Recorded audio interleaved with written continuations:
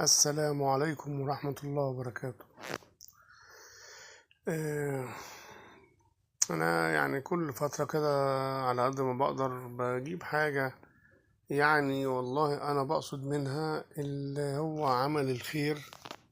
آه، نحاول نكون بنتاجر مع ربنا على قد ما نقدر عشان خاطر آه، ربنا يزيع عن الناس كلها الهم والغم والغلاء والكلام ده كله اللي احنا شايفينه اليومين دول. نحاول نرحم الحيوانات دي، لان بشوف حاجات غريبة جدا اليومين دول في حكاية الحيوانات دي. الحيوانات دي حيوانات أليفة غلبانة، ما عايزين، محتاجين دفى ومحتاجين اهتمام على قد ما نقدر. كل واحد يعمل حاجة يقدر يعملها على قد ما يقدر بما يرضي الله، لكن مش هقدر أعمل ما أذيهمش. تمام. ده كله يا جماعة هيبقى في ميزان حسناتكم.